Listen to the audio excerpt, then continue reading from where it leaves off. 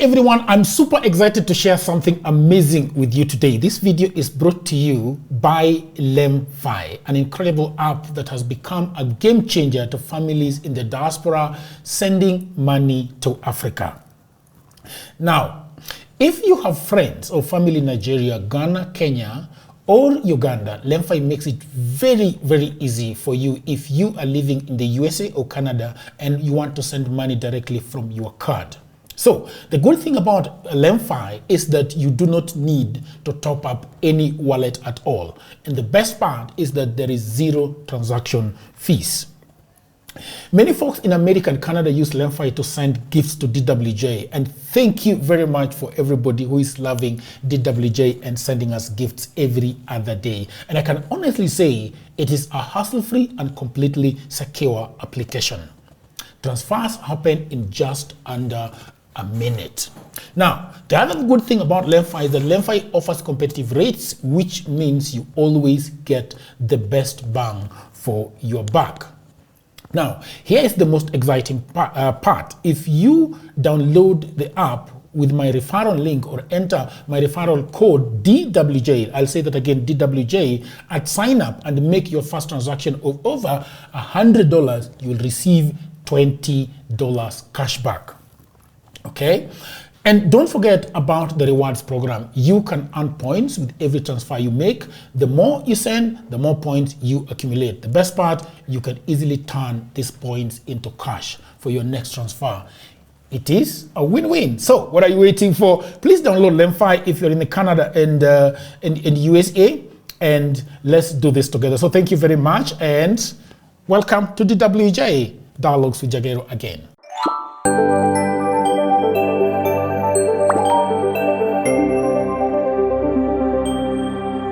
Because failure is what makes you succeed again. Yeah. I have had so many failures in my life as an entrepreneur, very many of them. In fact, somebody gave me a lot of money and it all went down the drain. Really? He actually sent me a message last night. I haven't responded to it. Oops.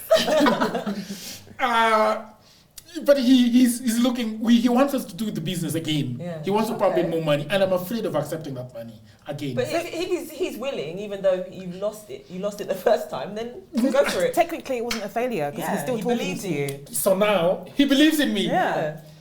That's my biggest fear. That belief in me is terrifying. Because, you know, sometimes you're asking yourself, do I have the energy to go again? You know, and then I think there is a lot of pressure when people give you money. Yeah. Because they expect something back. Yeah. And it is upon you too. That's the side of investment that people don't consider psychologically. Yeah. Even though someone's giving you money, it then also makes you accountable to that person. Whereas prior to that, you're just accountable to yourself. Yeah. How do you like her when she leans the back like that? Is she getting out of your frame? She's not. Okay. All right, now we are starting. Hello there, people of the internet. My name is Odwe Jagero, and this is Dialogues Jagero. Today, I am with Natalie. Is that how you pronounce it? I'm Samantha. This is Natalie. Yes. You said it perfectly.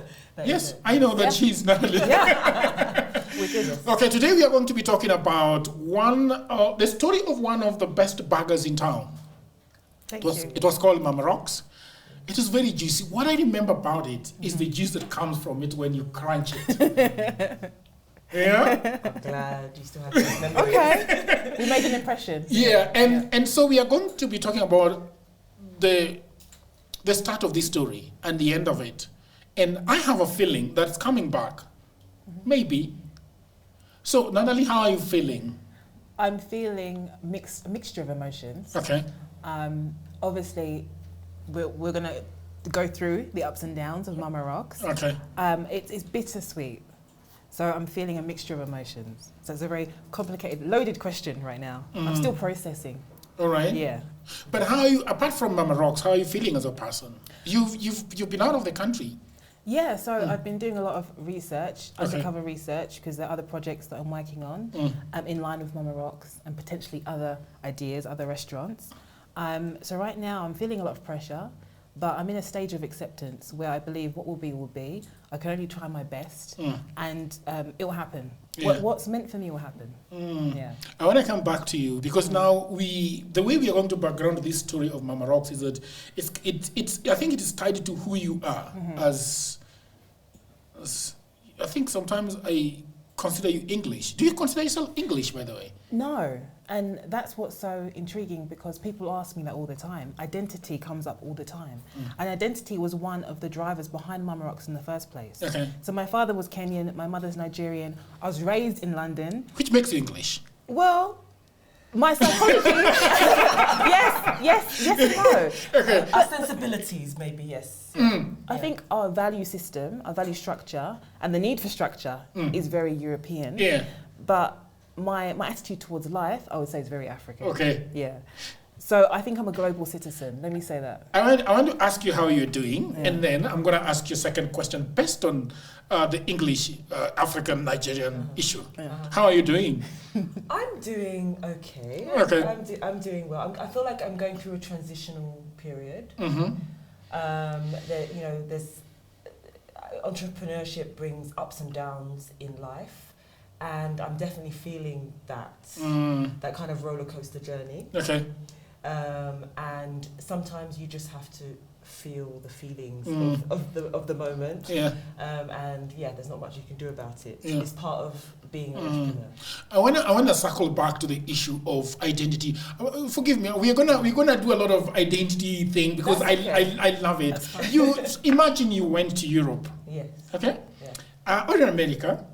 And then somebody is asking you English. What did you say to that person in Europe or America? It's always a long answer. It's never a straightforward thing. I would say that yes, I grew up in the UK, but we had many trips to Kenya, so Okay. I was very aware of our Kenyan background. And also growing up in London is actually very multicultural. There's a lot of Africans who live in London, and you can get access to African food even much easier than in Nairobi. There's a lot of exposure to other cultures in London. So I would say it's a mixed bag. And there's lots of people in London who, like us, their parents are directly from Africa. So there's almost like a community of people like us who grew up, second generation Africans. Yeah. So we're our own kind of sector of society. Yeah. There is a story that I read in the news sometimes back. There was a footballer who played for Chelsea. I remember I forget his name. And then obviously he was born in Britain. Okay. Yeah. And then as he grew up, he started, doing soccer. Yeah. And he became very good at it. Why do I forget his name? And then he decided, to the shock of the American government and to the shock of FA, that he didn't want to play for England. And he was really good. And the coach in Nigeria actually traveled to the UK and met with the parents. And together with the parents, they made a press conference and said that he's going to play for Nigeria because that is his country. And the entire UK population was shocked. I mean, we had your mother and your father coming here as refugees. You were born here. You are English. When you're Nigerian, it doesn't matter where you're born. You're firstly Nigerian. Yes. Let's just say it's a very dominant culture. Yeah. And even if you're raised in UK, if you've got two Nigerian parents, you're Nigerian. And it's also the way, I believe, it's also the way that you're viewed in the UK. Yeah. You never really feel like you're British. If your skin colour is like this, you never actually feel like you're fully British. But this feeling, is it coming from what people are telling you, or it is inside of you? Are you projecting it, or you're hearing things? It's both. I think, so at home we would have African culture, African food, discipline. Yeah. And then we'll you go mean out kidding? into the world. Do we kill people? Yes. Being chased around the house. Yeah, it happens. Yeah. So that's one aspect of it. And whenever, British people would always ask, where are you from? And they'll ask twice, no, where are you from? Where are you from? Oh, is that so? So even though you sound like him or them, you sound like them, but they still ask you. Because we look different, because we're not white. Yeah. The question always was, where are you from? So I'll give you an example. Okay. I was in school, we went to an all-girls Catholic school. My spelling was atrocious. My teacher said to me, do you speak English at home? And I said, yeah, that's the only language I speak. But if I was a white English person, they would never ask me that question. I was just bad at spelling. But I was always seen as other, you know? So that's why she's saying that I think people who are second generation Nigerian or African, you know, we are always seen as other, and we are our own clan in a sense. Oh, okay. So even though they received you well, you're growing up there, you're in their schools, it doesn't matter what they say. It matters how you feel, how you go about life. Yeah. You know, it's just different, right? Yeah. I understand. Let's go back to, how did your parents, do you know how your parents met and finally, is that a story that you guys tell about? It is hush-hush. No. All we know is that they met at a party at the Birthday University. I think my father was doing, they're both doing postgraduate degrees. My father was on some kind of exchange program from Kenya. It was a scholarship. Sorry. Into the UK. He was doing navigation. And then they met at a university party of some sort. And that's all they would tell us. But then, and then they had me. I was actually born in Wales. Wales. Yes. I hear something like south of Wales. Is that? What does that mean, by the way? South of Wales. Okay, let's go ahead. I have no clue. Okay, you go on with the story. So I was born in Wales, and then a year later, I believe we moved to London. Okay. And then a year after that, Natalie was born. 2.5 years after that. Yeah. Get it right. No. I was saying, you get the maths right. Okay. I was saying a year after moving to London. Okay, sorry, I you were misheard. born. Okay. Yeah. You were born already by then, right? So she was born 2.5 years later in London. So I want to go back to your childhood, how you were looking at life. Yeah. How was that for you? What did you want to become? Oh wow! I think as a young girl, I wanted to be a singer. I was obsessed with Janet Jackson. You know, I wanted to dance. These are very kind of childhood things, but we're always raised around food. So my grandmother was a fantastic cook. My mother was a fantastic cook as well. But I think I've been through several metamorphoses. So when I was younger, it was always about I need to work for a FTSE 100 company because I thought that was the thing to do. Yeah, but then I realized that I needed to go through a journey of discovering who I am, what I'm passionate about, and that it's feasible to do that. And my parents are quite entrepreneurial. They had their own business, and that significantly impacted how we process life and how we saw life. So then I thought, this is actually an option. I can run my own business. So it went from being a singer to wanting to work for a FTSE 100 company to then thinking, actually, I can have my own thing. So that all happened in the space of 30 years. And then you went to school. What did you study? So I studied at university, a business BSc, which was the biggest waste of time, and I had all the fun in the world. I learnt nothing, had a huge debt, but I think one of the best things about uni is life experience. So it teaches you independence, how to budget. You know, there were moments where I'd cry to my father, be like, lend me some, I'm struggling here, but I think everybody goes through that. But it was more of learning how to look after myself rather than the actual degree. Okay. Yeah. And then you said, how was it for you? How did you go through what did you learn at the university? Well, before university, I think I spent a lot of years being confused about what I wanted to do in life. Because I remember at school, we had a careers officer who we had to go and visit and discuss what we wanted to do in future. And I was always very confused because there was nothing in that huge book of hers that I wanted to do. Yeah. There was nothing. Nothing really interested me. I didn't see myself in any of those roles. And maybe partially I was also not very confident in myself in general. I was quite a shy person. And so I was confused about what I wanted to do. And then but I knew that I was passionate about I studied law in university because I realised that I was passionate about justice. And that's something that's always kind of been in me. I feel quite strongly about things, and so that's why I decided to do law. But then after studying law for 3 years, I went to do some work experience and then discovered that I hated the law environment. It was actually quite restrictive. It wasn't allowing me to be creative in any way. You know, it's all based on predetermined case law, and I wasn't. The whole environment was quite stuffy, and I realised that I'm not that person. I needed more freedom than that. Yeah. So I think it was through entrepreneurship. I discovered entrepreneurship, like Natalie said, through our parents, because they discovered it later on in life and introduced it to us. There were always books on the shelves and tapes that they used to put on in the car all the time. Just motivational speakers and entrepreneurs, and we learnt a lot through all of that. And even over the dinner table, we used to discuss, that there is a different way in life. It's not just about the 9 to 5.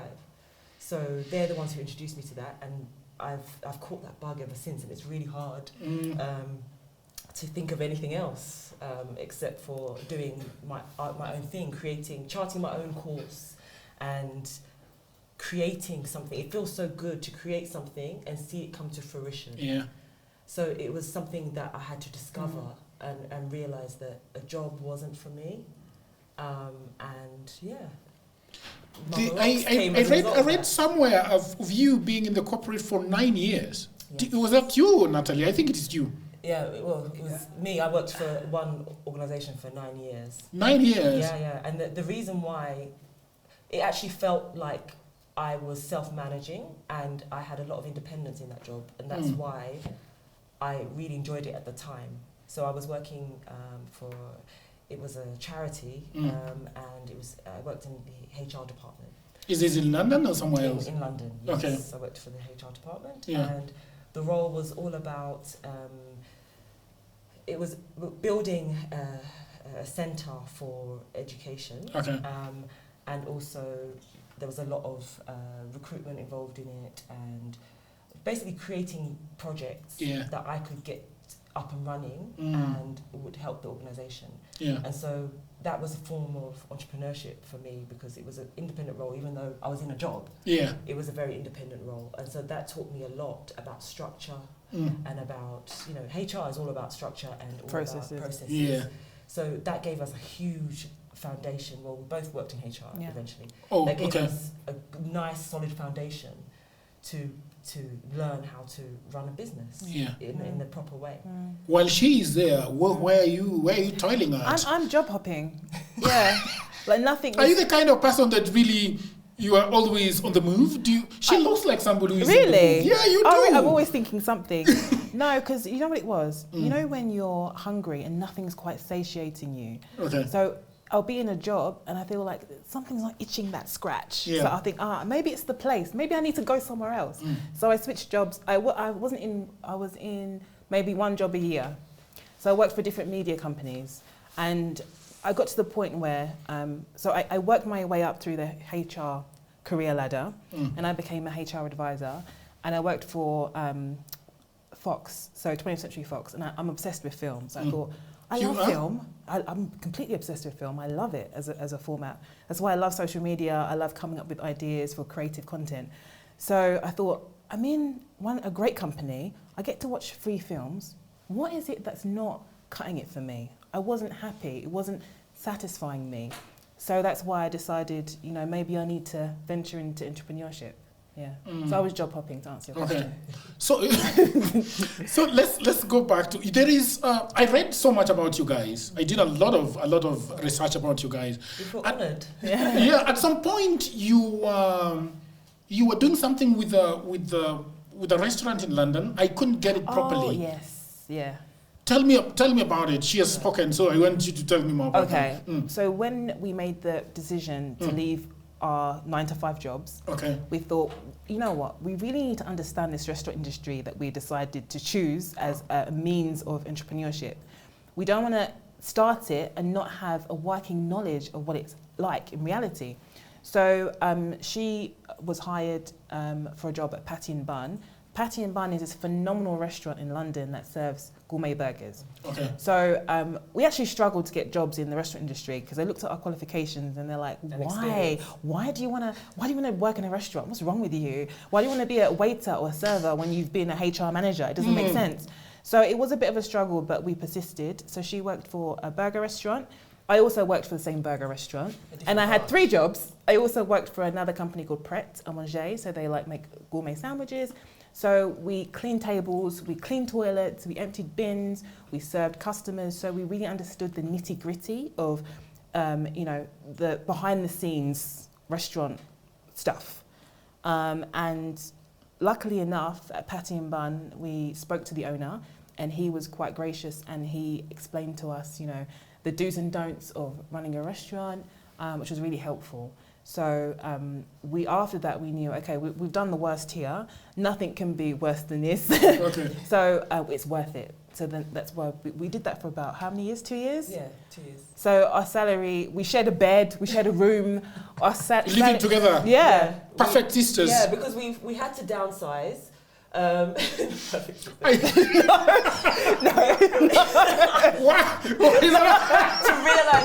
To embark upon the journey of realizing our dream of starting a business. Yes. With no money. Okay.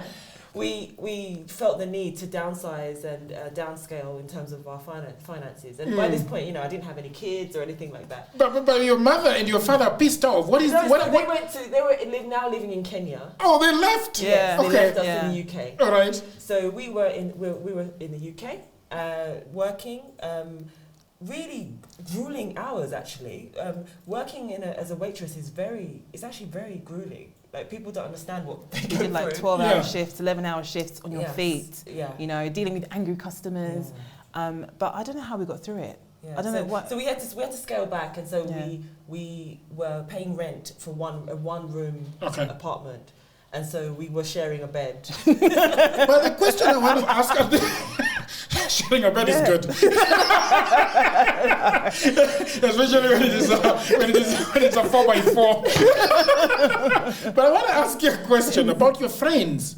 They're looking at what you're doing. You are moving away from corporate employment, which could be lucrative, quote unquote, and you're going into this restaurant thing.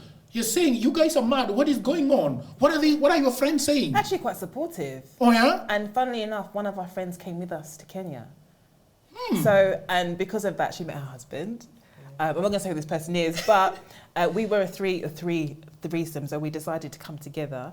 And I think we actually got a lot of support. Nobody actually said anything negative. No one dissuaded us. No one was skeptical. Yeah. Even the boss that I used to work for when I was in corporate said, let me see your business plan, let me help you. This sounds like a great idea. And she actually wanted to invest. So I didn't get any negative backlash from that decision. Okay. You? All right. Yeah, I think the only people who didn't 100% believe in our vision were our parents. Exactly, that's what I was asking. Yeah, our parents. Yeah, but my parents aren't my friends, so I was like, hey, they're different boxes. But yes, parents, it was a bit of a struggle. They took a bit more convincing. To be honest, it wasn't until we came to Nairobi, and sorry, I'm fast tracking a bit here, but it wasn't until we came into Nairobi and we actually did a presentation for one of these large malls in Nairobi, to try and get a space there to start Mama Rocks before we realised how much these things cost. Yeah. Uh-oh. Yeah. You don't joke with malls. No. Yeah, we hadn't seen the figures yet, so we put in our all into an amazing presentation, and my father was there with us, and he was very impressed by the presentation, and he completely was sold by the idea, and he decided to invest some money. Okay. Let's go back to London. Yes. Yeah. Let's go, but we are going to come to this story because this is a very nice story that we can't brush off. This first interaction at the mall, we're going to come back to it, but let's go back to London. Yeah. Can you take me through the emotions of saying, okay, this is it, we are out of London? Do you know what it was? London is a fantastic city, But when you don't have money, it's the worst city in the world. So by the time you've paid your bills, you've had one drink in one bar, your salary is done. I see you guys in Europe just go to you don't even get into bars. You just take a drink from a window and then drink on the street and then go home. First time I saw that in Poland. I'm not for this life. No, people do drink on the street. It's very strange, I would say, well, Brits like to drink. They do, but Kenyans like to drink more. Yeah, Let me just say that. Kenyans drink more than the Brits. Yeah, they do. They drink more than anybody on the face of the earth. Yes. Yes. So it was a very strange lifestyle where if you can't afford it, it's hard. It's hard. And winters are grueling. So you go to work, it's dark. You come home, it's dark. And you look at the time, it's like, it's 4 p.m. Why is it dark? Yeah. So it could be quite depressing. Yeah. I think every country has its plus and its minuses. But I think the grind and the hustle was getting to the point where we're not getting any younger. We take a risk now or we continue this. Exactly. It's now or never. So that's what pushed us to say, hey, let's just do this thing now. Yeah. Even the thought of, failure didn't come into our minds, but even the thought of failure wouldn't have stopped us. Because, I'd rather fail than, I would have rather have failed than have been in that situation that we were in. It's not fun, like Natalie said, when you have no money in London, it is very depressing. And, the sunshine of Nairobi, it puts a spring in your step, even if you're broke. Yeah. The thing is, we were earning, I'd say, above average salaries at the time. We were single, but it wasn't enough. And we weren't throwing money away. We weren't living a particularly extrovert lifestyle, but it wasn't enough. I think it's when you finish university, you believe that the world is your oyster, and you think everything's going to be fabulous. And then after 9 years of slogging it out at in 9-to-5 job and being crushed on the trains in the morning, pressed against other people, and everyone looks depressed and sad, and you're like, is this it? And you're living has to be more. And you're living on credit as well. Yes. Everybody's living on credit. And so, and you're all living paycheck to paycheck, that, and we're just thinking, there's got to be more to life than this. More balance. You guys took the same flight? Yeah, we did. Yeah. We've been pretty much together. Looked at each other in the plane and said, "This is it." It's only recently, I got married, had children and things like that. But before then, we were pretty much together all the time. With the business. Well, we had a gap. Like university, we weren't really. It's for a year. It's been like this. We used to live together at university. What Did do you we? mean? Oh yeah, I forgot. Sorry. Forgot. There was maybe a year when you were at uni when you were living in halls, and that's it. Okay, but we spent quite a lot of time together. Yeah. Even when we were living apart. Okay. So you guys arrive in Kenya. Yeah. All right. How does the story go from when you arrive in Kenya? I don't know what you have done. I don't know the recons that you've done in Kenya. Have you done any preparations? Have you figured it out? We did a whole business plan in London. And money. We saved, did a whole business plan, came to Kenya, threw that business plan in the bin because we realised that it's not relevant because whatever's on the internet isn't reality. So we started from scratch. We burnt through all of our savings in the first 6 months because we were going out to understand the nightlife. Nairobi has a nightlife. And business works different here. I feel like people network and it's more interpersonal. So it doesn't work the same way in London. You can't just send an email and expect someone to get back to you. You need to build a relationship. So there's a lot of time spent kind of getting to know the landscape, getting to know the land. So after 6 months, we burnt through everything. But it was all positive worth research. It was worth it. Yeah, we had to research. Nocturnal research.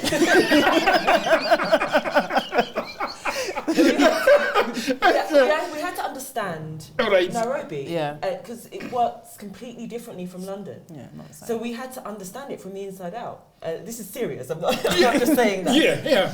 And we had to understand the landscape in terms of going out and the entertainment scene and what people like. What people are into, and we had to really try and understand that. So we spent time doing that, and then we spent a lot of time meeting other business owners.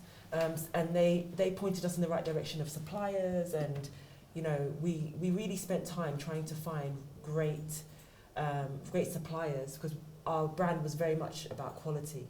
So we spent a lot of time building that Okay. list. All right. So we could fast track to the moment that you guys say now, it's now or never. We are opening this thing. You decide to go with the truck. Yeah. Right? At the Alchemist. Yeah.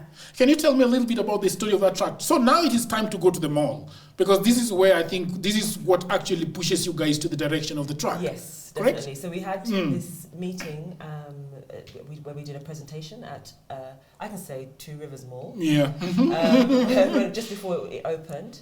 And then when we saw how much it was going to cost, and we looked back at our projections and realised, our business is not going to be able to do this, especially, a business starting afresh from scratch.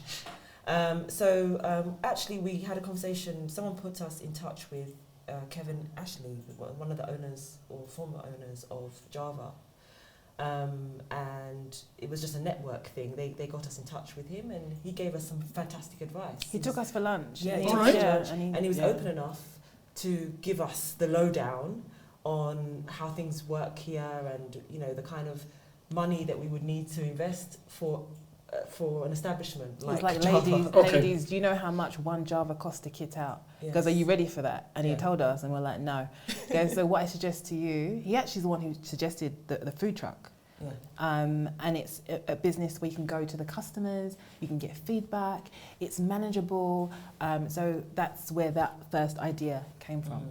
Okay. Yeah. And it was actually a very novel idea, because I think at the time there was maybe one food truck in Nairobi, and it's since closed. But it was actually a great strategy, because like Natalie said, it now enabled us to go to the customer. So it enabled to go to festivals and concerts and events with this truck, and it drew attention. It made us stand out from everyone else. And it was a fraction of the cost of actually fitting out a restaurant. Yeah. A fraction of the cost. But you guys had to buy this truck. Yeah, we bought it in Kenya. It was fabricated in Kenya. Everything was Kenyan, and it was even new for the fabricators. They were like, we've never done this before. Okay. It's going to take a bit longer, but they did a great job. Yeah. There were teething problems along the way, but it came together. But it was a great way to have everything you need contained in one unit. There's water inside this thing. There was. You have to fill the water. There was a water tank on the roof. On top of the roof. Yes. And you move around with the water when you're going for events. You move around with the water. We would fill the water when we got to the event. Oh, I see. But you can move with the water there. There's nothing. All right. Yeah, true. And so it was a fully serviced kitchen. So it had everything that you needed. The permits from the city council. How did that go? We've got permits. It's usually a tipping problem. Yeah. Well, once we settled in a place, so we settled at the Alchemist. So we got permits for the Alchemist to operate as a restaurant. Okay. But they didn't quite have a permit that would allow you to serve as you go around. Okay. So you couldn't vend from the street, but if there was an event, you can get a permit for that particular event. Okay. Yeah. So that's how we worked it. All right. So everything is set at the Alchemist. You say in one of your videos that the first time you sold a burger, you had tears. Yeah. Was it you or Natalie that was probably both of us. Yeah. We're one person, so we probably both cried. It was at, what's it called? The event at Velma. Thrift Social. Yeah, Thrift Social. Yeah. One of the first thrift socials. So we grew together. Do you know about Thrift Social? No. It was an event, they've stopped it now, but it was an event that they were running a few years ago. It was a very Afrocentric event, and it was run by... Too Many Siblings. Too Many Siblings. It was a couple, not a couple, a brother and sister. Don't make that mistake. Sorry, I'm sorry. A brother and sister who were friends of ours.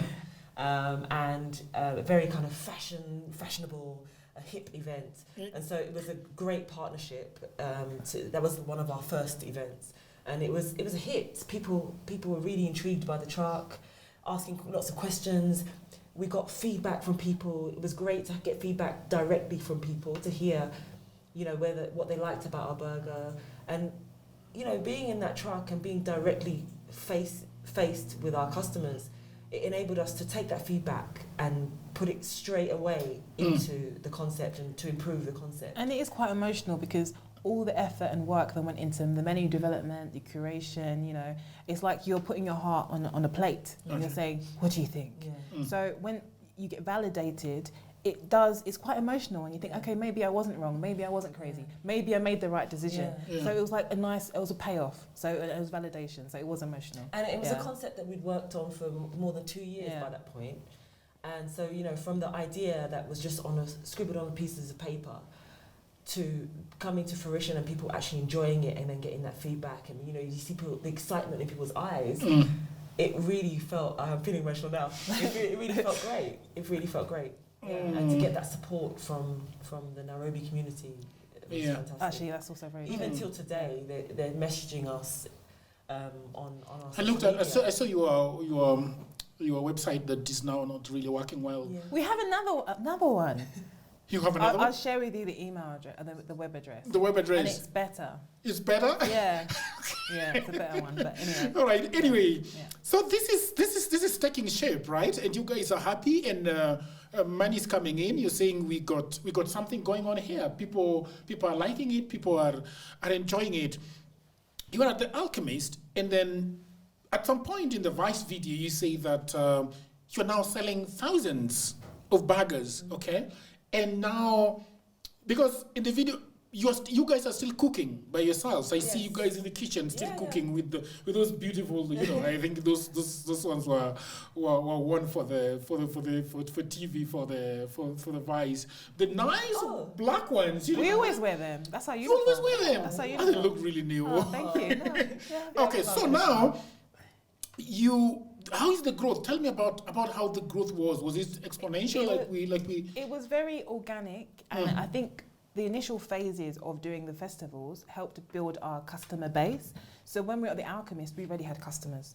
And being at the Alchemist was so key as well, because it always had events. So it was a right demographic, right crowd who wanted something different. So the Alchemists themselves never cooked, never had burgers before. No, they didn't. So they were new. We came up together. Yeah. Oh, is that so? We were the first food vendor there.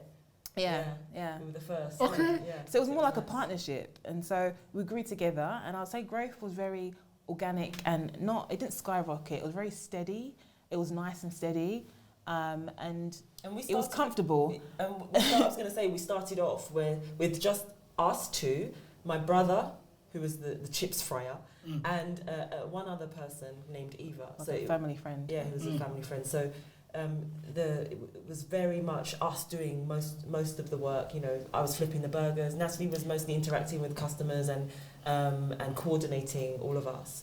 And so we would work for long hours from morning till night, and then have to go to the supermarket to go and get our stock. And at night time, when Nakumat used to be 24 hours, so we'll stop serving the Alchemist at 2 a.m, bearing in mind we opened at 12. So we open at 12, but then before 12 we had prep, so we'll go and start cooking at 7 a.m. Open at 12, at midday, serve up until 2 a.m. 2 a.m? Yeah, 2 a.m. Those are long hours. Then go to Nakumat, buy stock. 24 hours Nakumat. Buy stock. So we're already talking about 4 a.m. in the morning, bring the stock back, close the truck, have 4 hours sleep, come back. We did that for 2 years. I don't know how. I really don't. Adrenaline. Yeah, which is adrenaline. Just trying to make it work. Yeah. You know. So when I say it was easy, it actually wasn't. I think I'm just romanticizing. I've blocked it out. Yeah.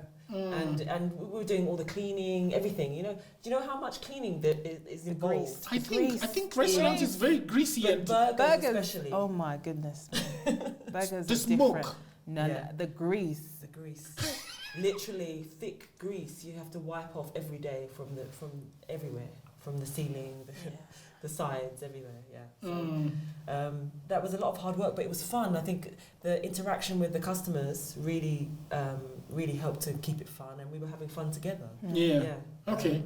And then so from the Alchemist, I think because we're doing something different, it attracted a lot of attention. So then we got free marketing. So people want to do news articles on us, from the Daily Nation to CNN to Al Jazeera. So it just grew from there.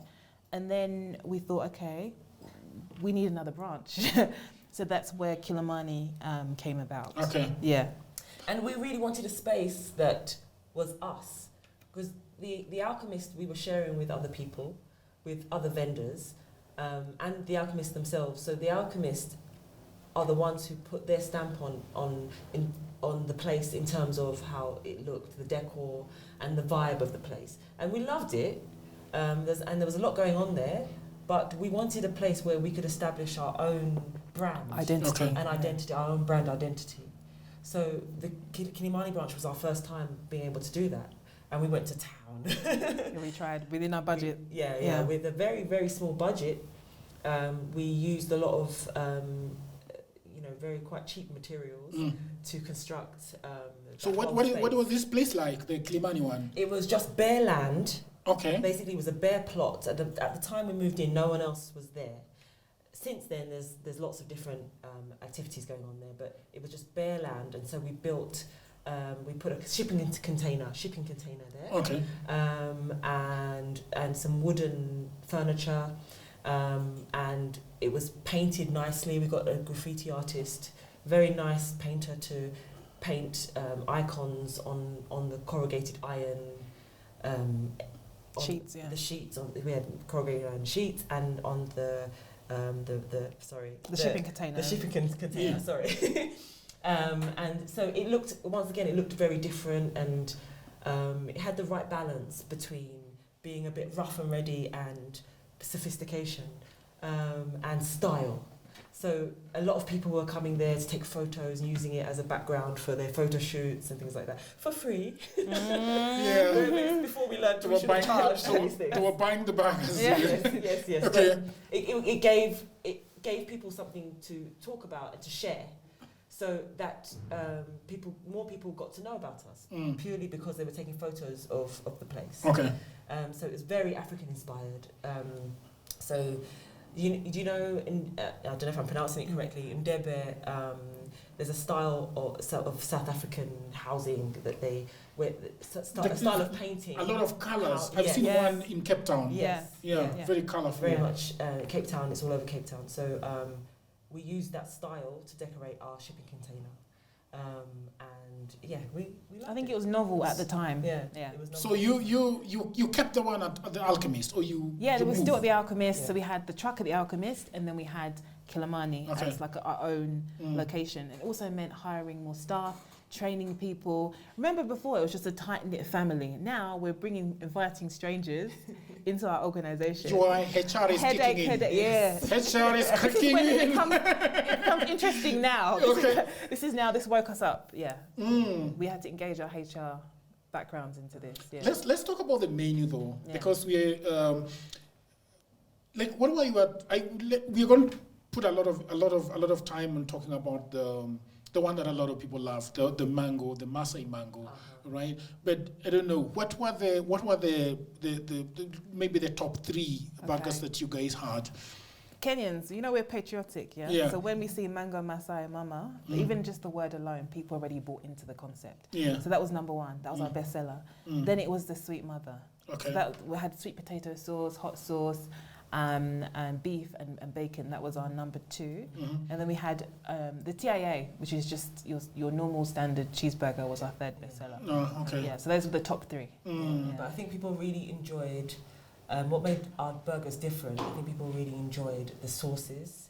They were unique.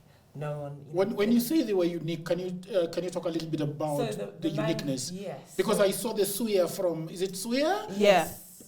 From Reg, there were some creative, crazy, dramatic things going on with the. So we went to town with the creativity because we are very much inspired by Africa as a continent in general, and we believe that African food is the tastiest. Is it? Yeah. In the world. And it's not. We found it.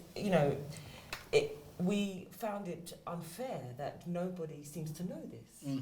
Why is Italian food or Chinese food bigger than African food? Why are people not into African food? And it's so diverse. There's so in West Africa, it's about peanuts, and spices, chili, really strong, bold flavors. Yeah. Whereas in South Africa and East Africa, I'd say it's actually quite similar palette.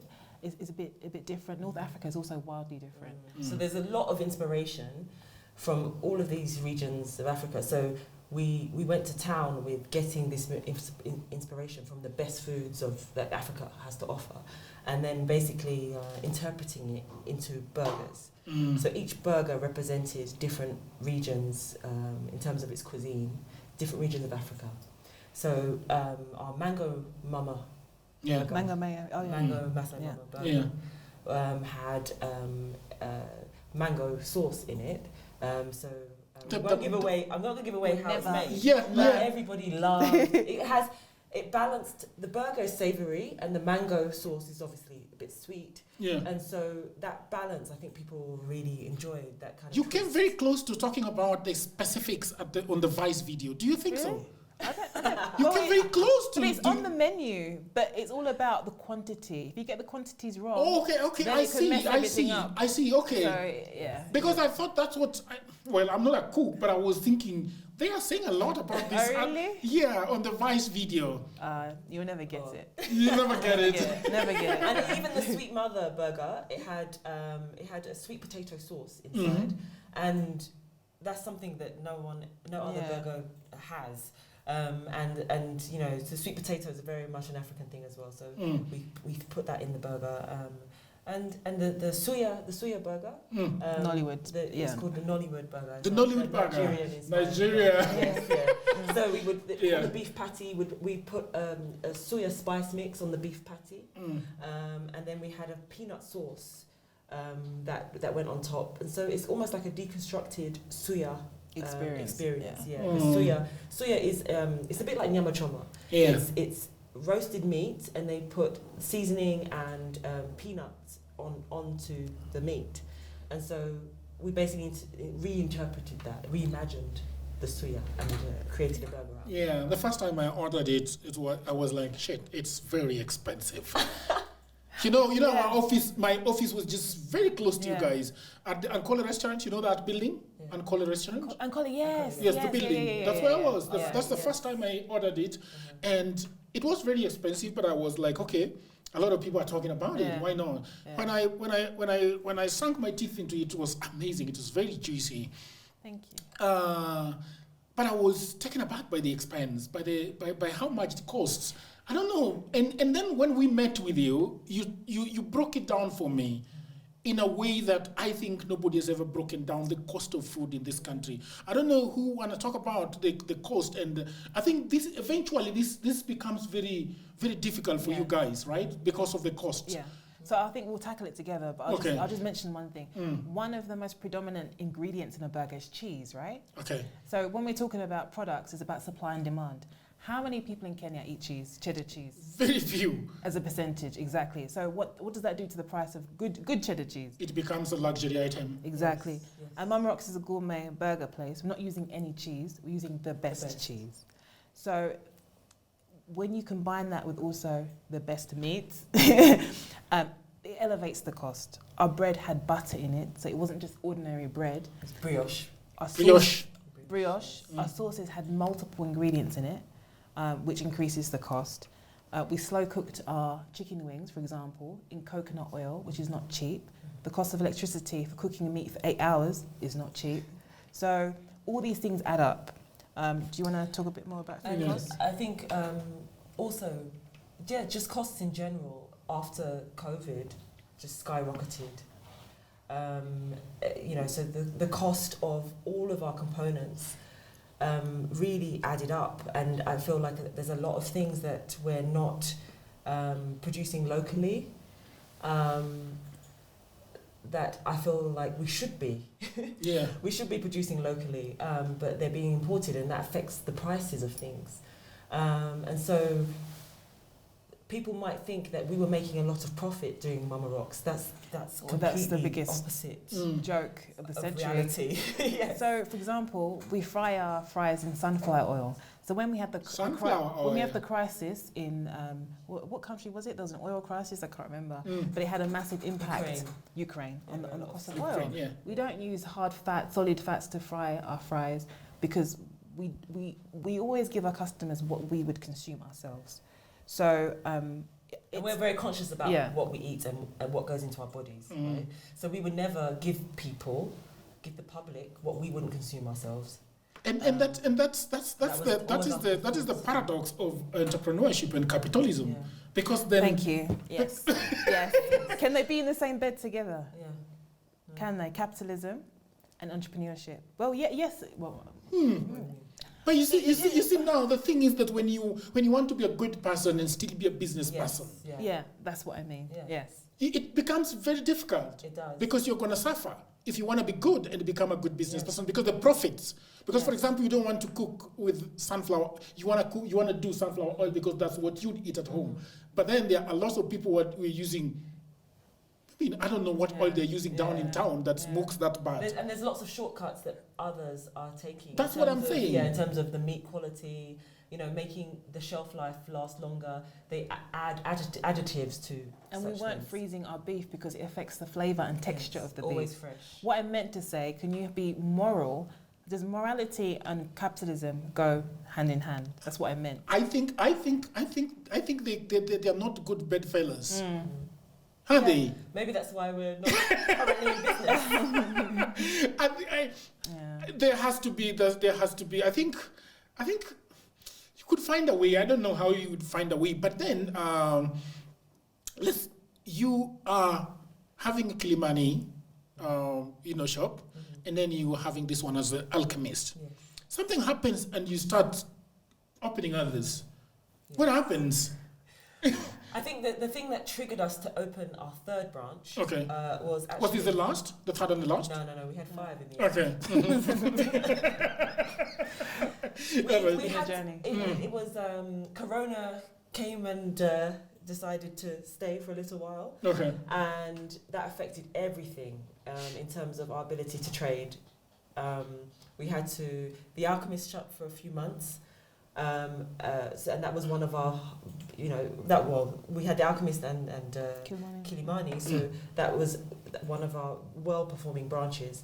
And then all of a sudden, we had no dinner trade for quite a while because there were curfews. And so we had to try and think of ways to expand our reach, to reach more customers in the short window that we had in terms of a trading window. So we thought, I missed out a bit. We had developed in the Alchemist, we'd developed a permanent unit there. So we no longer had the food truck sitting there. Okay. We moved the food truck. We were now able to move the food truck to Karen. Okay. Because we thought Karen is the next area we need to venture to. All right. Because we scoured the whole of Nairobi and we're trying to think of the most appropriate location for our next branch. Okay. And we felt like there was demand in Karen and people have money in Karen.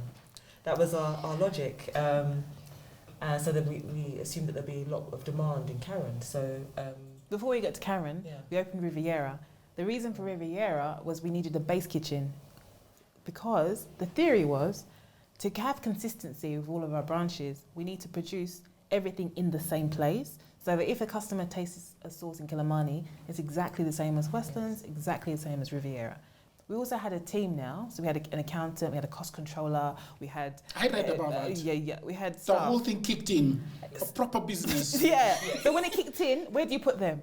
So we needed Riviera because we had space there where there was an office. Riviera, the mall. Yes, Riviera. Which is which is not traffic. Yeah. Yes. So with the first 2 years, they actually offered us... Samantha, which is not traffic. There's a reason. We were hopeful. Okay. No, we knew it had no traffic. But they gave us 2 years rent free. Okay. And also, we did our break even and we said, as long as we sold 60 burgers a day for delivery, we're good. We didn't even reach that. And to us, 60 burgers a day was nothing. From our experience from our other branches, we thought, it'd be easy. It's no problem. Yeah. So 60 burgers? On average, we can do it. Yeah, it didn't happen. Yeah, it didn't happen. And also, in our 2 first locations, there was no space to produce the food. Westlands was tight. There wasn't enough space. And Kilimani also, the way things were organised, we couldn't make that into our base kitchen. Yeah. If we could go back in time... Because an open place, it's like very right temporary, right? Yes. But if we can expand. If we can go back in time, our first location should have been able to be a fully functioning kitchen for other branches. Okay, so we were restricted. to supply the others. Yeah. So that's why Riviera. So you are at the Alchemist, you are at Kilimani, and then you go to Riviera, all right? And then now after Riviera, you move the truck. Now because the Alchemist has got is fully functional, you move the truck to Karen. That makes 4. Yes. Correct? Yes, correct. All right. Imagine we've already invested in Westlands, we've invested in Riviera, we're about to move the truck, COVID kicks in. Ooh. We're expecting to cash in on our investments, but COVID happened. That is 2020. So now we're in debt because we're not able to sell as much what we anticipated to pay for our investments. Yes, and we had taken loans from the banks. Yes, to pay for the construction of our Westlands branch, and Riviera branch. Yeah. Yes. Which was substantial amount of money, correct? Substantial. A lot less than most people would spend. You'd be shocked. You guys, very good at making money stretch. Too much. I'm being very creative. Yes. Okay. So COVID kicks in 2020 around February, correct? Yeah. And then you are stuck with 4 branches. And staff. And staff. 75 of them at this point. That's what I read. Probably, yes. Good research. Probably, yeah. All right. Yeah. All right. So what happens to the 75? They go. Do you? You can tell that story. Right, looking back. Okay. Maybe at this point we should have shed some staff, but we didn't. Again, morality. Yeah. I see you guys. Yeah. We've learnt our lessons. Yes, we should have shed some, or. But you shouldn't beat yourself. Yeah. It's a lesson. It's okay. No, so that period was a time when most businesses were assessing and analysing their staff capability and whether or not they can stretch their staff more because money wasn't coming in, and we should have done more of that. That was definitely something I regret a little bit, because we wanted to keep our staff, we wanted them to do well. So they weren't on full pay, and they were on rotas, so that if you're not there, I'm there. I get paid, you don't get paid. But it wasn't drastic enough. It wasn't in line with the sales that we were making at the time. We should have been more cutthroat with that decision. And and I think we're very positive thinkers. Well, at that time we were. Yeah. And so we thought that this corona thing would just blow over very quickly, but then it actually extended for quite a period, and even now people are still feeling the effects now. So we should have made the decision to cut people out of the business a lot sooner, and that maybe would have helped us a lot. Okay. I want to ask you a question about that. Because it goes back to the morality issue and capitalism and entrepreneurship. In hindsight, you were the ones making these decisions, the two of you. There was no other party making the decision for like a financial controller. He was involved. Yeah. But we were making the decisions. Yeah.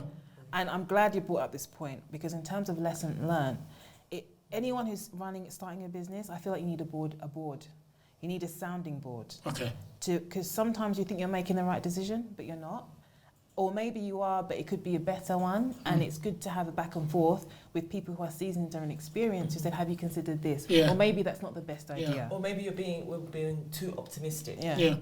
Because for me, I'm just thinking that at the point of corona, we should have been having this sounding board that you're talking about and saying, exactly. What is the best thing? Because it is better for these guys to lose their jobs now and come back later, rather than paying them through the entire period. Yeah. Right. So I think you went with your heart there. Yeah. We did. Yeah, I should have taken it out and thrown it away. Okay. And how does the fifth one come about? After corona? It was after corona. Yeah. It was with the same team that established The Alchemist. Okay. They said, there's this great location, I'm going to throw lots of money at it, it's going to be the best thing ever, we want all of our food partners to come with us. We're like, yeah, let's do that. And it didn't work out. And it's not anyone's fault, it's not their fault. Sometimes it just happens in life. It just didn't work out. Yeah. Just didn't work. They had to close quite soon after opening. That was the first casualty, I believe. It was massive. Because we've invested in that space quite a lot of money. Funds. Where was it? Sorry? Where was it? The location. Where was it? Oh, can't. Nyayo. See, I've erased it from my brain. It's. Don't erase it now. It was near the cusp of town. Was it Nyayo Stadium? Nyayo Stadium, maybe Nyayo. It wasn't Kasarani. It was Nyayo across from. Kasarani very far from town. It was near Nyayo Stadium, opposite, and it used to be a really popular nightclub. Okay. And it was in a mall on top of Carrefour. Yeah. So it was believed that the traffic from Carrefour would come and eat at the different eateries that we had in that space. But it didn't work out that way. Yeah, because, actually, we started to build a following, to build a customer base in that area. People were slowly starting to trickle in. But then it was decided to shut the whole place down. But we could have stayed there, and all it needed was time, and we would have been able to recoup our money. But we weren't given that grace. Yeah, and we couldn't afford the rent for the whole space, because so they had rented a whole entire space and then divided the space for different vendors. Okay. And so we couldn't afford the rent for the entire space. It would have been because that's what they wanted. If you're remaining, you're taking the entire space. Yes. So we couldn't afford the rent. So it was a forced closure. It was not like you guys were not. All right. Yeah. And then things. You guys start. At what point do you realize that? Oh, we are having a trouble. Trouble is coming. Okay, so we never had an issue with our sales. Sales was never an issue. Okay. So COVID hit, sales became an issue. Expenses became an issue because we weren't able to cover our costs. So we took a salary reduction. That's fine. I'm willing to do that. We didn't downsize fast enough, and then when COVID was over, the issue became we had little spats here, political issues where we had to close because of rioting. It has a cumulative effect. There were lots of closures because of rioting, right? And because of? Rioting. You know rioting? No. Riots. Riots. Oh, rioting. Sorry, I apologise for my accent. Okay. You say it. How am I? Riots. Riots, yeah. Because of the riots, we had lots of closures, and we still had to pay people, So. Still paying people? Yeah. Because I'm sorry, I think that's legal. That's the only good thing to do. That's from the heart. So that's what happened, and I think when you create a bit of a monster, deconstructing that monster is really hard, especially when you're tied into legal leases, agreements, supply agreements. Our suppliers were amazing. They really, really, really helped us. So throughout COVID, imagine they allowed us to be in debt with them. When COVID went, they expected payment back, but sales weren't the same as before. And so not only that, COVID really changed buyer behaviour, 100%. Buyer behaviour? Yes. Before COVID, maybe 20%, not even up to 20% of our sales were through delivery. And 80% was people physically coming to the branch, sitting down and eating there. But then after COVID, everybody started buying through delivery. And so we were having to pay a lot of money to the delivery partners that we're working with. Some commission, of them, in commission. You told me about it. Maybe you could explain a little bit more about it, because you told me about it. Oh, it was like people were saying that these guys are making so much money, but literally you were telling me that sometimes these guys would even take more than you guys were taking home. All right, people of the internet, I hope that you're enjoying this episode very much. And I just had a break to tell you about my new book. Everybody says that there is no job, and that is true. Also, that was me 10 years ago. The problem is that everybody is trying to get a job in their town, in their city, in their marketplace. They ask friends for jobs, mothers call uncles, uncles call brothers, but there are no jobs. Let me tell you what no one is telling you. Jobs migrated online. What I actually mean is there are many, many jobs around the world, and there is no one to do them except you. I work for Americans myself. I work for Europeans. I work for the Chinese. I work for the Australians. I work for the Canadians. And so Because I have done so much for myself, I said to myself, you know what, I should compile what I've been doing for the last 15 years. So in 2024, I wrote a digital book called Goldmine 18 Hustles for Africans. And then in 2025, AI came. People say AI is taking away our jobs. And for me, I'm going to say false. There are actually AI jobs. Jobs are not being taken by AI, but there are new jobs online that are there because of AI. Now, mimi ni nani?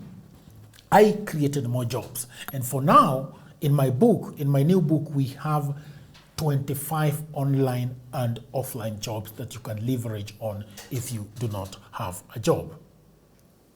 So in this powerful volume 2, I share 25 new actionable online hustles specifically researched and tailored for Africans. My new book provides clear step-by-step guidance drawing from my extensive experience and research, including the mistakes I've made and lessons I've learned over the 15 years that I have worked online.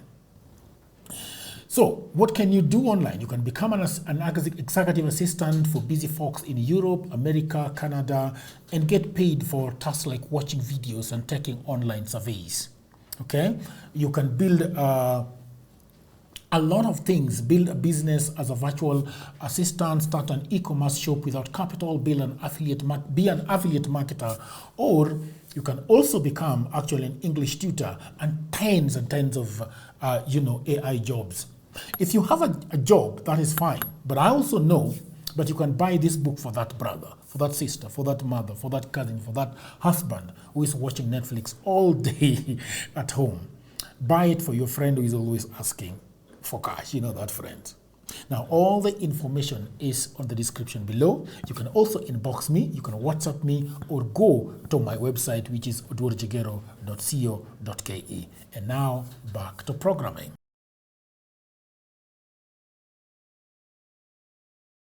Yes, I mean, some of them. Well, we were paying. I think the highest one was 26%, something like that.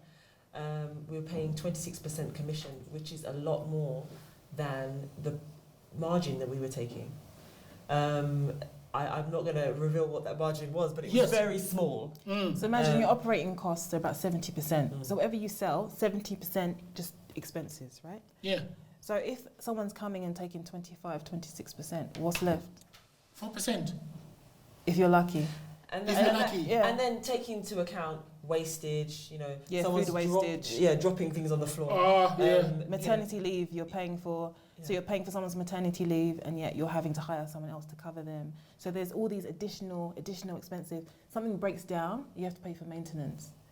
So some months you might be operating at over 100%. So you're making a loss. Yeah. Do you think it is a proper conversation that the food industry is having with the third-party vendors? Are they really having this conversation? In Europe, it was huge because the commission structure was daylight robbery.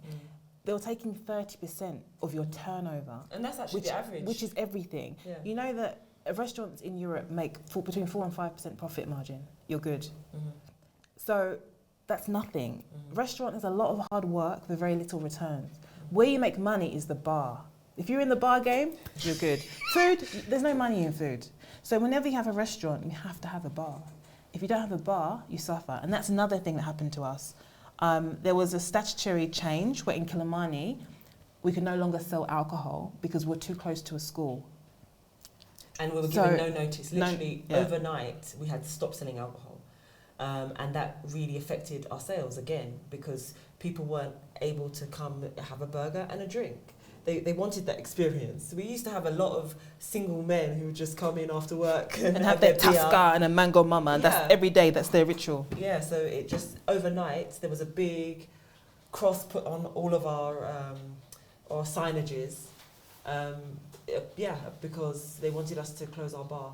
So that's what pains us about Mama Rocks, the fact that we couldn't realise its full potential, profit potential, because at the Alchemist, we could not sell alcohol because they sold alcohol.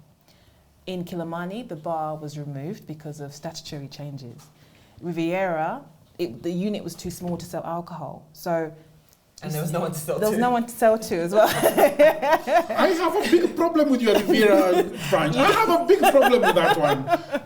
Because why were they trying to make you guys an anchor tenant? Because they didn't have they had Chandarana, that's it. And Java. They had Java as well. The big problem with that mall is it was a small mall in between two very large, very successful malls. And it has never changed to date. Yeah, it is like a shadow in It has always remained there. Yeah. Like, I don't know. Okay. And we tried to get into Village Market and we couldn't.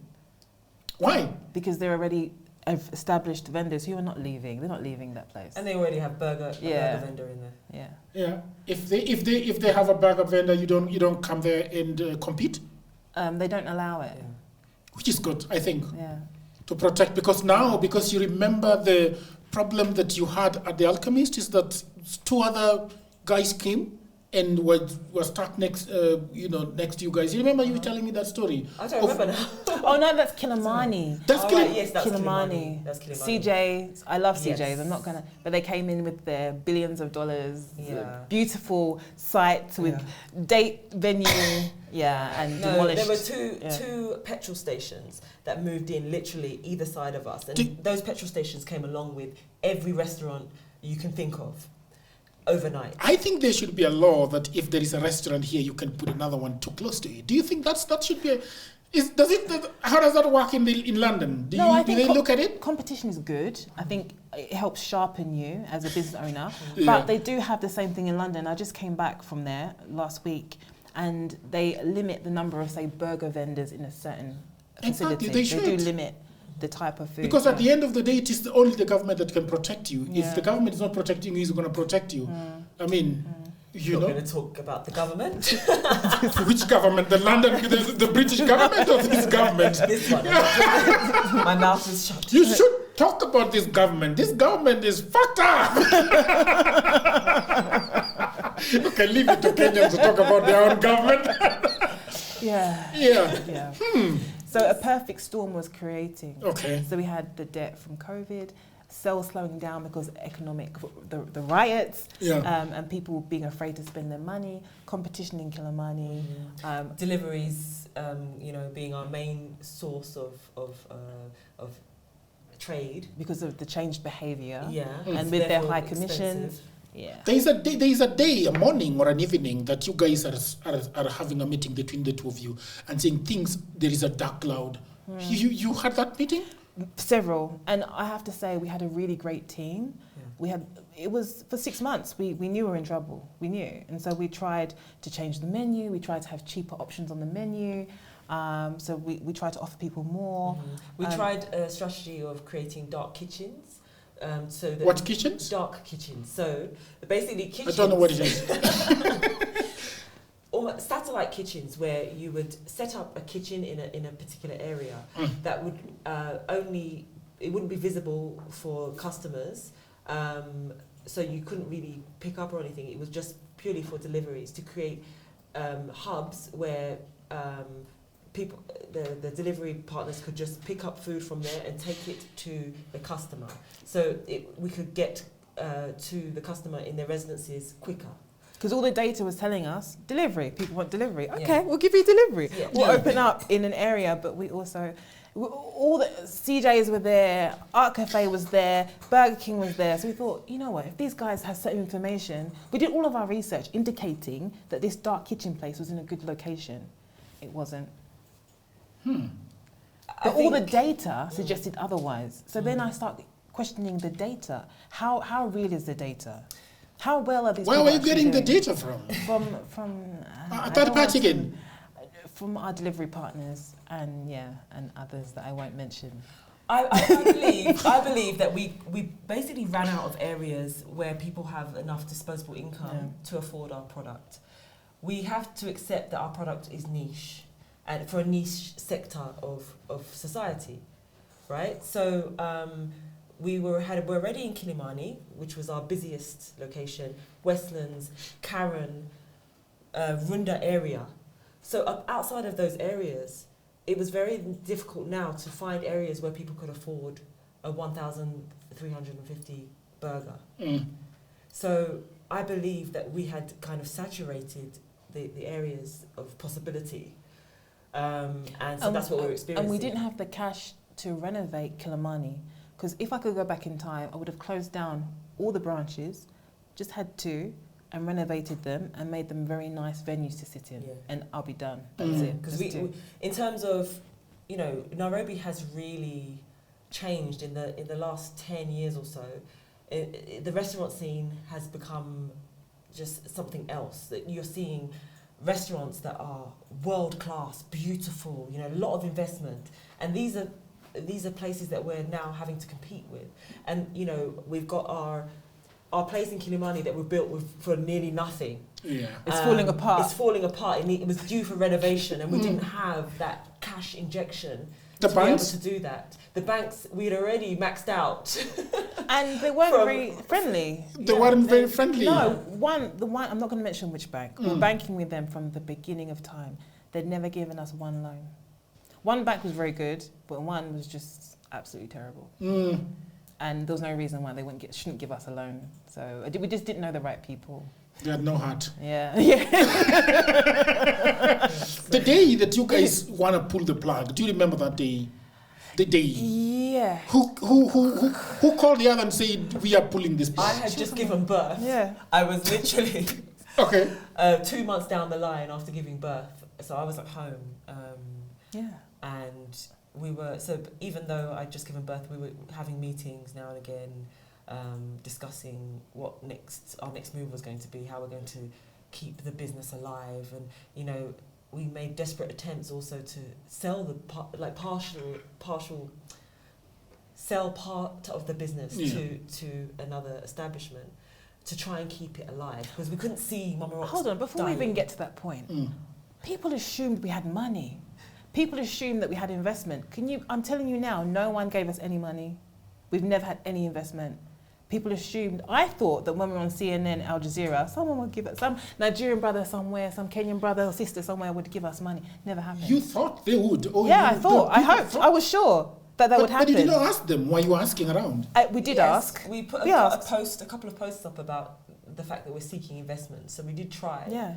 And I think because we came off as polished and we had interesting videos, people thought we had cash. That was pure creativity. There was not money there.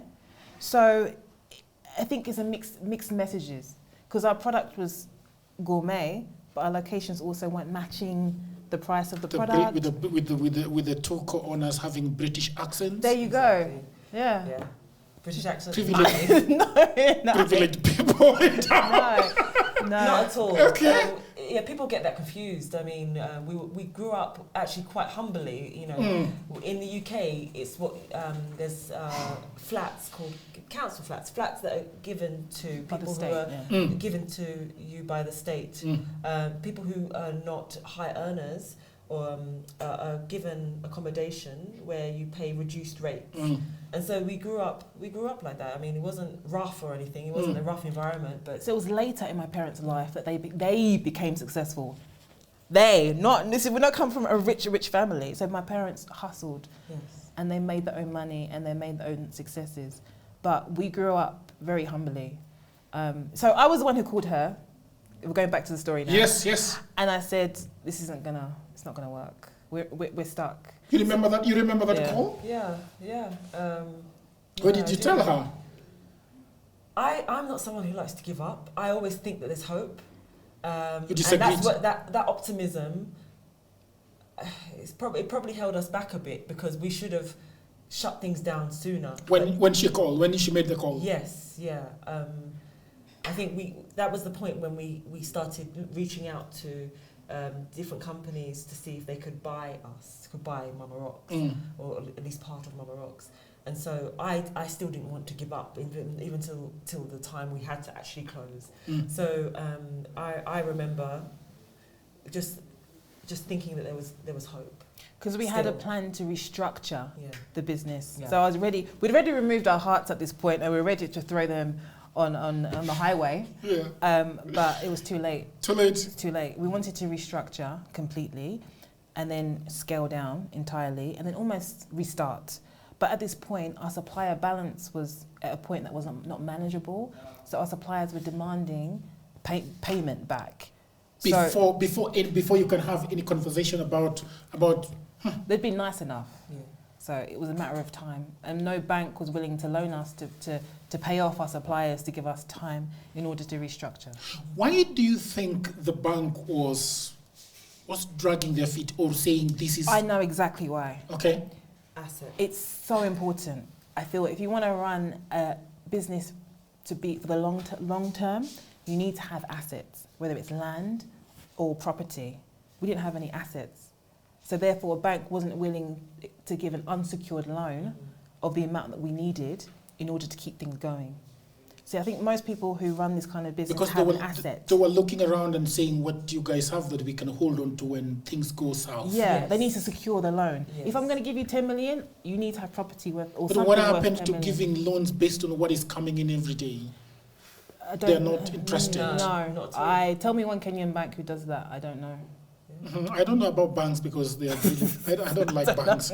That's why everybody loves M-Pesa, because banks have just, There's a second call coming. There's another conversation after your first one did not go well with her. She was like, let's hold on to it and make this work. Who calls again? Who? Do you remember? I think I just shut it down. I think I'd had enough. I think emotionally I was drained. I couldn't strategize a way out. There was no option. And she was... I had been off for a few months because obviously I just gave birth, so I had my maternity leave. So in that period, Natalie was bearing, most of the emotional responsibility of running the business and the physical responsibility. So I think she had enough by that point. And it got to a point where we just had to give up in the end. Because staff start asking questions. Why is our salary late? Suppliers are also on my neck. So we weren't able to pay our taxes on time. Yeah. So I'm shielding her. I'm experiencing this, and she's on maternity leave. So every day I'm hearing this. She's not privy to hearing this daily tension. Yeah. Daily tension is not... But I got the gist. Did you feel alone at some point? Did you feel like I had probably the best human being working with me. She was our head of operations. Her name was Sheila. I don't know where she came from or what planet she came from, but without her, it would have been extremely difficult. So I felt like I had someone I could lean on at the time to help. If it was just me alone, it would have ended a long time ago. Yeah. How do you close a business like Mama Rocks? How do you close a business? How do you drink a lot? No, I'm joking. I don't drink. Luckily. Yeah. So it all happened kind of bit by bit. We had to, Natalie at the time had to inform our team about the closure, the impending closure. So that happened in phases. What did they say? It was traumatic for them and for me. I had to deliver the message maybe 6 times because I did it in groups. I started with managers, then the servers and the waitresses, different locations. So I told them verbally. Some of them were very understanding and, very graceful. Others were not. At this point, how many employees do you have on the 120. Who? Yeah. A lot of people. Because we had long shifts and weird shifts, awkward shifts. Yeah, but now we could have cut back a lot. But what people love about Mama Rocks is, your customer service is so good. We could have had no service. There's so many things we could have done now that we've learned that we're giving too much. And at the end of the day, you need to be a capitalist. Yeah, you have to. You're competing against all of these other brands, so you have to pull back. You have to cut back. If they are, you have to too. We couldn't provide such a great service at our expense. That's why we closed. Yeah, somebody wrote that closure letter. Was it you? Who wrote that one? On Instagram. Anyway, you gave a public... Oh, okay. It was a temporary pause because we're still thinking about if there's a way. That's what you said. Yeah. On the post that this is temporary. Yeah. We were thinking we could resuscitate things. It's possible. Somebody said, a reviewer that really loved Mama Rock said on the internet that when I saw that message and they said that this is temporary and now it's 4 months, she wrote that article actually 4 months later when she woke up in the morning and she was thinking about Mama Rocks. And then she decided to write about it and say that they told me. She was actually talking as if you guys told her. Yeah. But of course, you wrote it on the internet. Yeah. They told me that they're going to close temporarily, but now it's 4 months. And in the food business, 4 months is a lifetime. Yeah, it's true. That's what they say. Yeah. So... it is temporary in terms of we believe that there's so much more to unlock in the brand, okay? Whether it be here or whether it be in London or somewhere else, it's something we're working on. But it's difficult. And it's difficult. And one thing I've learned as a lesson is you need money. But the restaurant business is a cash-intensive business. Yeah. It really is. Yeah. And we never had that investment to get us in the right direction to begin with. We've always been kind of taping things together with a stapler here, sellotape here. And competing with brands that are, have had huge investment. Huge. Yeah. I can imagine. People pour a lot of money on food. Like there is one CJ coming up in Lovington. I can see all those things that they're doing. Crazy stuff going on. It's beautiful. Their decor, everything. So just for a decent branch, to look decent, you need 10M. Just for it to look okay. That's a lot. Yeah. So, things closed down. Everything is closed down. The employees know that this is gone. They have gone home. They... what do you guys do? You fly away to London? We have a nervous breakdown. Nervous breakdown, yeah. No, I won't take it that far. I think running a restaurant for 9 years gives you nerves of steel. 9? Yeah. A decade. Yeah, It's a long time. But it makes you robust. In the early days, you used to cry over, the supplier didn't deliver, what are we going to do? And then when things like that happen now, you're like, we just do this. So it makes you very hardy, robust. So in my head, I was just thinking next. What do I do next? How do I make this brand exist somewhere else? Or maybe do I need to do another brand and do it somewhere else? Do I get investments? All these questions start coming up. It's not, I'm not wallowing in it. It's how do I make this work? And that's the process I've been in. Yeah. Yeah. I think that according to Samantha, you guys are trying to look for investment, look for ways of. But then one more question before you, because looking at the way Mama Rocks failed, quote unquote, it does not go into the narrative of a lot of restaurants that have failed, and Kenyans have been very happy with their failure. There are several restaurants that have failed in this city, and Kenyans have been okay. Bye. Yeah. Right?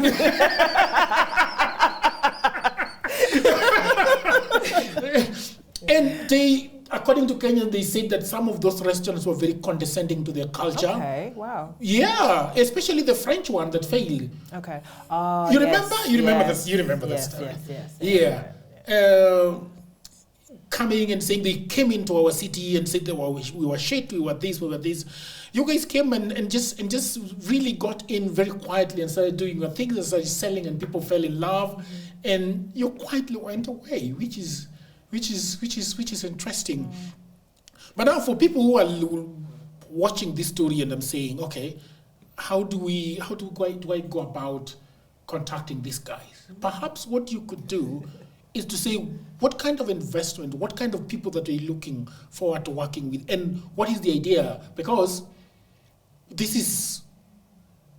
you think that it's very difficult to do this business in Nairobi, or you still have an idea of how to do it in Nairobi? I think, I think to run any business in Nairobi, you need to be a hardcore Nairobian, as in you know the wires under the hood of the machine that is Nairobi.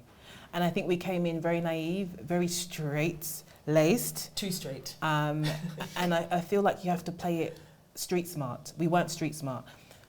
If I was looking for an investor in Kenya, there has to be street smart and cash rich and an operator. When I mean an operator, they understand how a restaurant works. They understand that I'm not going to make money overnight.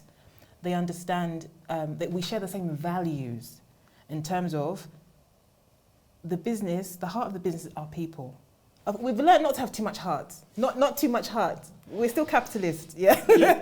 But we need to have structure and processes and put quality. Quality is important, and that's, I think, one of the reasons why people liked our brand so much is we didn't compromise on those things. when supplier costs escalated, we had to reduce the size of our burger, but we kept the same quality. We could have gone to a cheaper supplier, but we're like, our customers will know. We can't do that. So we kept the quality the same.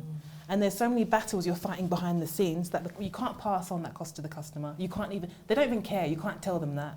So it's just having a partner who understands all of those nuances, all those little things. Yeah. Do you want to add something? Just that, you know, we now see Mama Rocks as something that, and we've always seen it this way, something that has great potential, not just in Kenya, but across the world, because it's something that we wanted to spread the word about great African cuisine. And we wanted, it was not just about the food. We wanted to be positive PR for this continent. And so we wanted to create a brand. And I use the word brand on purpose because it's about packaging and it's about saying what's great and encapsulating it and then sharing that with the world, right? So we created a brand that came from Africa that has the potential to go global. And that's something we've always had in mind. So if potentially we come across someone with a little bit of money to help us to do this, that is our dream. To, you know, go beyond Kenya, to maybe go to London where we started, where we grew up, and share these African cultures with the world.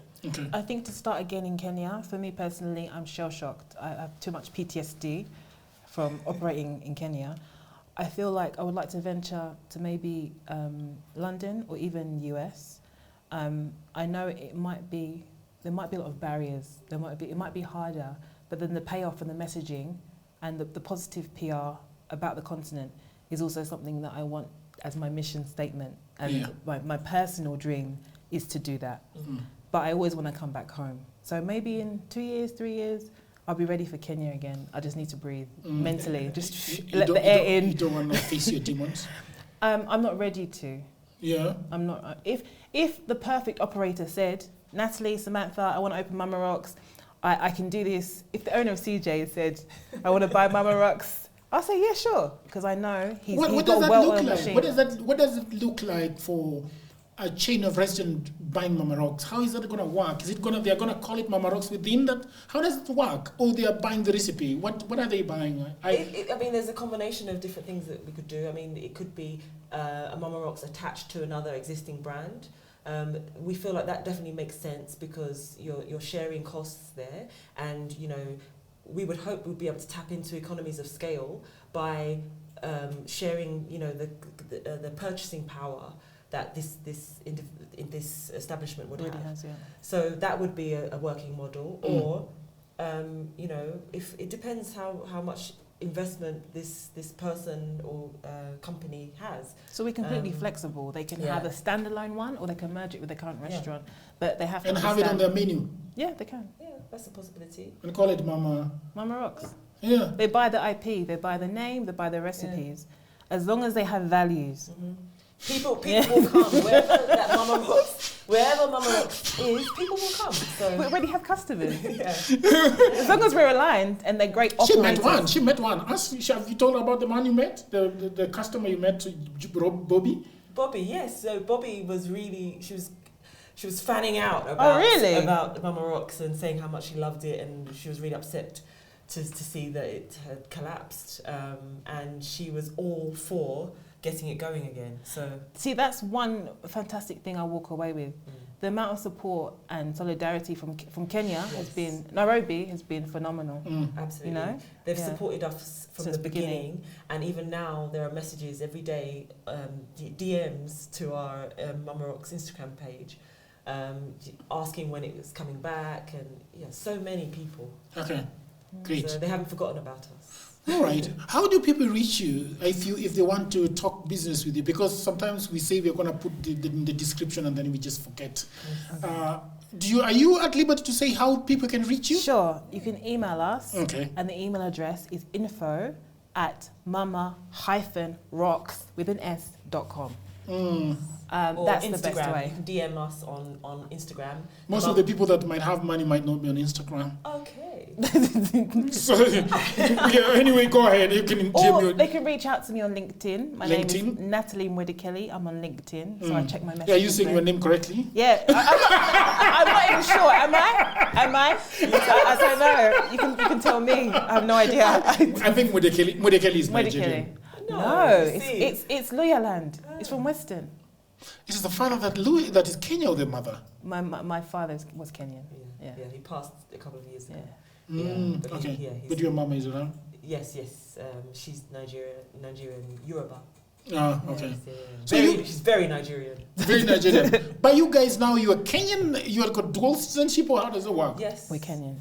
We're Kenyan and British. And British. Yeah. It was really lovely having a chat with you. I really enjoyed it. I It's enjoyed- a story of triumph. Yes. You think? Yeah, it will be. That's the end of the chapter. Triumph. Yeah, a And story of I triumph. found this conversation very therapeutic, actually. Yeah. Oh yeah? Yes. Ready to start a new chapter. I'm glad. So thank you very much, people of the internet. Natalie and Samantha are here in the country. You can reach out to them. There are so many Americans, by the way, who watch this. Okay. My viewership, America is about 34%. Oh wow. Yeah. Yeah. Americans are interested. Yes, very much and in UK is number Nairobi. 5. Oh, nice. So it is Kenya. It's Kenya, Nigeria. It's Kenya, US, then Nigeria, I think. So the top 5. The top 5 is Kenya, UK, Nigeria, South Africa, Uganda. Oh, awesome. Yeah. So I hope they reach out to you. We are barring down on 100,000 followers on YouTube, so please consider giving us that, subscribe. Hit on that subscribe button and on the notification bell so that when we have something out, you are gonna be notified by YouTube. Until another episode, bye for now.